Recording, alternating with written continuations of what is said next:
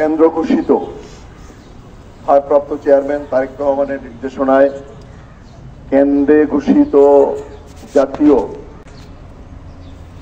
কর্মসূচির অংশ হিসাবে আজকে দাউদকান্দি সুন্দরপুর ইউনিয়নের কৃষক দল কর্তৃক আয়োজিত কৃষক সমাবেশে উপস্থিত নেতৃবৃন্দ, আমার খুব কাছের, খুব বিশ্বস্ত এবং আমি যাকে খুব পছন্দ করি, দাউদকান্দি উত্তর জেলার কৃষক দলের সদস্য সচিব জসীমউদ্দিন আহমেদ, আমার সহকর্মী অদূত মুন্সি, আমার একদম প্রাণের ছোট ভাই বোরহানুদ্দিন ভূঁইয়া, তসলিম, আমাদের যুগ্ম আহ্বায়ক মোশারফ ভাই সহ আমার সহকর্মী ও সুন্দরপুর ইউনিয়নের কৃষক দলের এবং অঙ্গ সংগঠনের সকল নেতাকর্মীবৃন্দ, আসসালামু আলাইকুম ওয়া রাহমাতুল্লাহি ওয়া বারাকাতুহু।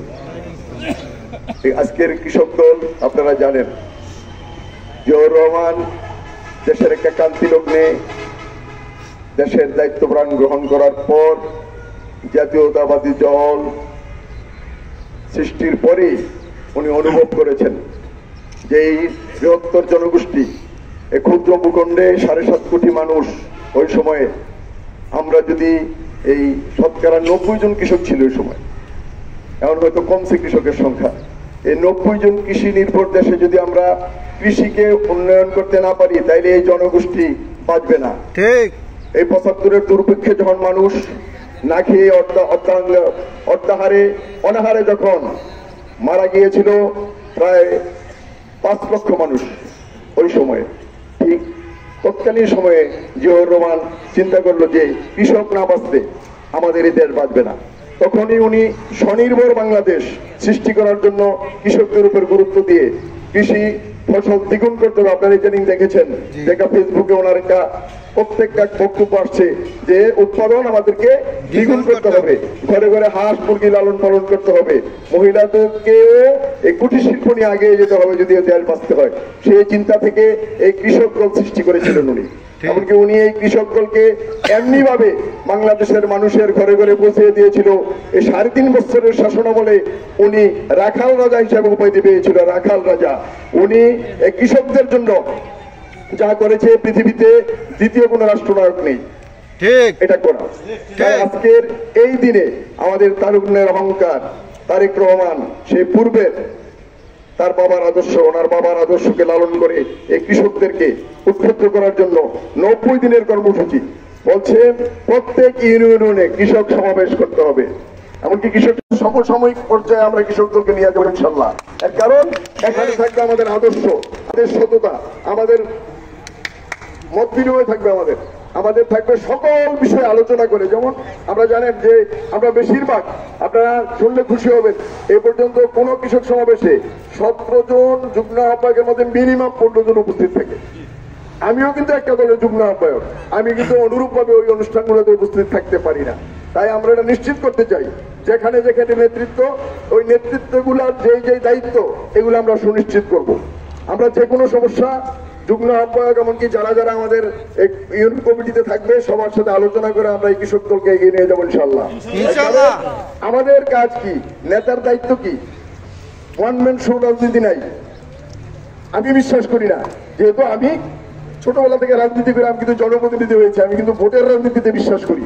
সেই জায়গায় আমরা যদি সংগঠন করে নেতার স্বার্থ এমনকি দেশের স্বার্থ যদি আমরা রক্ষা করতে না পারি, এমন সংগঠন করার কোনো প্রয়োজন নাই। তাই আমরা চাইবো এই কৃষক দলের নেতৃত্বে আমরা যাতে ভোটের নেতৃত্ব দিতে পারি, শুধু সংগঠন করলে হবে না। আমাদের প্রত্যেকটি লোক যেখানে যেখানে যারা যারা নেতৃত্ব পাবেন যাদের সাধ্য অনুপাতে ভোট ব্যবস্থা করতে হবে। যেহেতু আমরা এখনো আমাদের কাঙ্ক্ষিত লক্ষ্যে পৌঁছতে পারিনি, আমরা এত আনন্দ এবং খুশি হওয়ার কোনো কারণ নেই। যেহেতু আমাদের তারেক রহমান এই 5ই আগস্টের পর থেকে কিন্তু প্রত্যেকদিন লাইভে এসে আমাদেরকে দিক নির্দেশনা দিয়ে যাচ্ছে। এই বিএনপি তথা অঙ্গ সংগঠনের নেতাকর্মীরা তাদের কি কাজ, কি ধরনের ভাবে সংগঠন করতে হবে, কি ধরনের সামাজিক ভাবে অবস্থান করতে হবে, আমরা ধৈর্যশীল হতে হবে, আমরা যাতে সমাজে চাঁদামুক্ত একটা সমাজ করতে পারি সেই অবস্থান থেকে আমাদের কাজ করে যেতে হবে। তাই আমি আশা করব ভবিষ্যতে আমরা যারা গোয়ালমাই দাউদকান্দি থানায় বসবাস করি, আমাদের নেতাকে ডক্টর খন্দকার উনি এই দাউদকান্দি থানার উন্নয়নের রূপকার, এই দাউদকান্দির জনগণের হৃদয়ের স্পন্দন। উনি সাবেক মন্ত্রী। এমনকি আজকের যে উন্নয়নের যে গতি, যে ধারা, এটা ওনার দ্বারা এই দাউদকান্দি থানায় সর্বপ্রথম শুরু হয়েছে। এর আগে কোনো এমপি মন্ত্রী 5 টাকার কাজ করছে দাউদকান্দি থানায়, তার কোনো প্রমাণ কেউ দিতে পারবে না। কারণ আমরাও কিন্তু আমাদের স্যারের অধীনের সময় আমরা কিন্তু চেয়ারম্যান ছিলাম, আমরা কিন্তু উন্নয়নের রাজসাক্ষী, আমাদের দ্বারাই কিন্তু সেই উন্নয়ন নিশ্চিত হয়েছে। তাই আমরা মনে করি এই মোশাররফ সাহেব ব্যতীত দাউদকান্দি থানাকে আধুনিক দাউদকান্দি করার মতো জ্ঞান, বুদ্ধি, প্রজ্ঞা কারণেই আমরা আশা করব আগামী দিনে আমাদের তারুণ্যের অহংকার ডক্টর খন্দকার মারুফ হোসেনের নেতৃত্বে আমরা চাইব ডক্টর খন্দকার মোশাররফ হোসেনের সুযোগ্য উত্তরসূরি হিসাবে উনি যাতে দাউদকান্দি থানা আরো সুন্দরভাবে উন্নয়ন করতে পারে, সেই জন্য আমরা ওনাকে সহযোগিতা করব, ওনার পাশে থাকবো।